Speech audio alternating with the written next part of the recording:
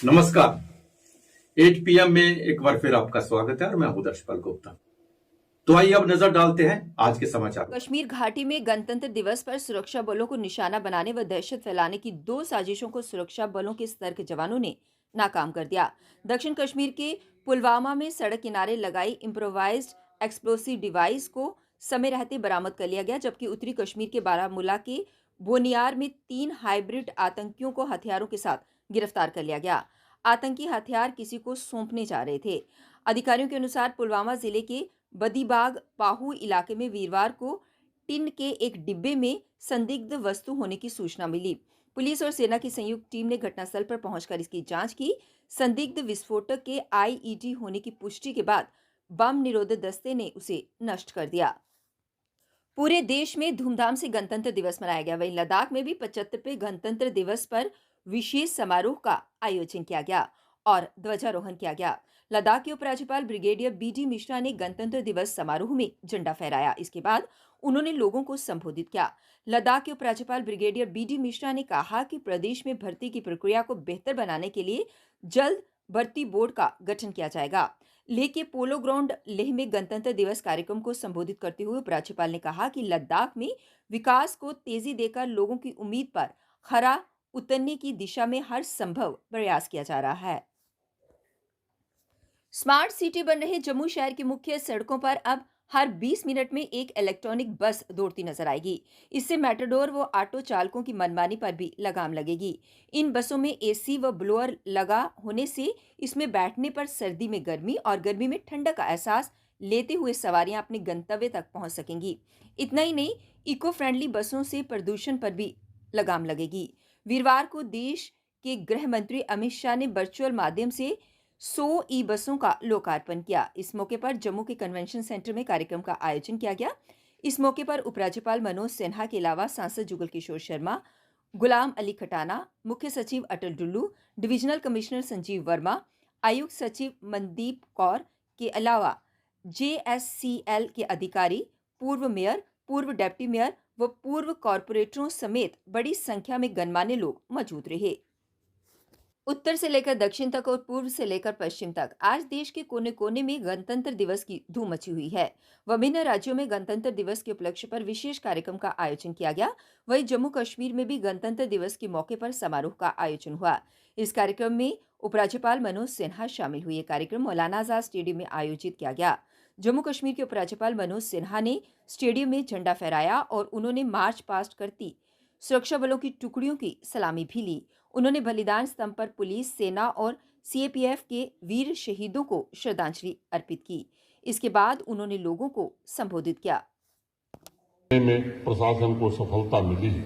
इस लक्ष्य में लगभग 75% लोगों तक हमें पानी पहुंचाने में सफलता मिली है, जो राष्ट्रीय औसत से बेहतर है और हाई अचीवर्स की रैंकिंग भी जम्मू कश्मीर ने हासिल की है। मॉडर्न इंफ्रास्ट्रक्चर ने सार्वजनिक स्वास्थ्य सेवाओं में क्रांतिकारी बदलाव को जन्म दिया है। 2 एम्स, 2 स्टेट कैंसर इंस्टीट्यूट जैसी बड़ी परियोजनाएं तथा 7 नए मेडिकल कॉलेज जम्मू कश्मीर को माननीय प्रधानमंत्री जी ने दिया है। हर परिवार को 5 लाख रुपए का इंश्योरेंस, मैं समझता हूं इसके कारण जम्मू कश्मीर के गरीब आदमी के स्वास्थ्य की बेहतर देखभाल हम कर पा रहे हैं। 120 हेल्थ इंफ्रास्ट्रक्चर प्रोजेक्ट पिछले वर्ष हमने कंप्लीट किए थे। मेडिकल एजुकेशन में अतिरिक्त सीटें जोड़ने में भी काफी सहायता हुई है।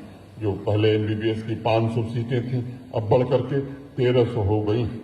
बिजली क्षेत्र में सुधार लाने की हमारी कोशिशों के नतीजे अब स्पष्ट रूप से दिखाई पड़ने लगे हैं। 4 प्रमुख hydro power project Pakaldul, रटले, Kiru और क्वार को तेज गति से पूरा करने का काम हो रहा है। आजादी के बाद पहली बार उत्तरी कश्मीर के गुरेज घाटी को बिजली ग्रिड से जोड़ा गया है। पिछले 1 वर्ष में 2964 एमबीए। गणतंत्र दिवस के मौके पर जम्मू कश्मीर में 1.5 माह से अधिक के सूखे और कोहरे के दौर में बदलाव हुआ है। शुक्रवार को प्रदेश के ऊंचाई वाले इलाकों में बर्फबारी, कुछ मैदानी क्षेत्रों में बारिश व कुछ में धूप खिली है। गुलमर्ग, सोनमर्ग, गुरेज, पीर की गली, मुगल रोड, कटरा की भैरो घाटी सहित भारत पाकिस्तान नियंत्रण रेखा से सटे कुछ इलाकों में हल्की बर्फबारी हुई।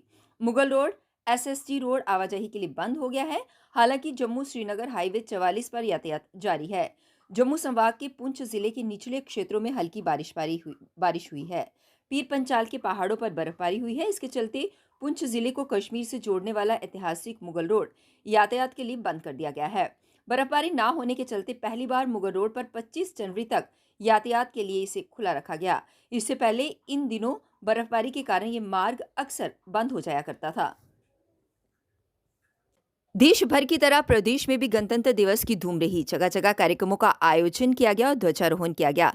इसी के तहत अजय सडोत्रा द्वारा जानीपुर में ध्वजारोहण किया गया और एक दूसरे को गणतंत्र दिवस की शुभकामनाएं दी गईं। अपनी पार्टी नेशनल कॉन्फ्रेंस की तरफा, अपने लीडर फारूक अब्दुल्ला साहब की तरफा, अपने लीडर उमर अब्दुल्ला साहब की तरफा तुझे लख लख बधाई और परमात्मा करे कि तुसी सारे लोग जेडे अज संकल्प लाओ कि असें इन्ना योगदान देना कि अपने देश का तिरंगा झंडा और उच्चा करना है। उस झंडे कोई आंच नहीं आई सके, ये सारा एक वचन होना चाहिए, संकल्प होना चाहिए।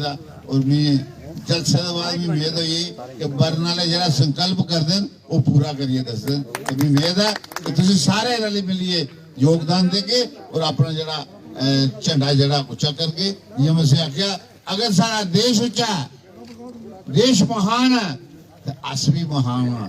जे देश थले हो अस भी थले हो। और मैं 2-3 नारे लाने तुझे सारे जवाब देने। पहला नारा लाना भारत माता की जय। कोई मजा नहीं आया, सारे हाथ खड़े करिए करना। आज खुशी का दिन है, आज कल ही तो लगा भारत माता की।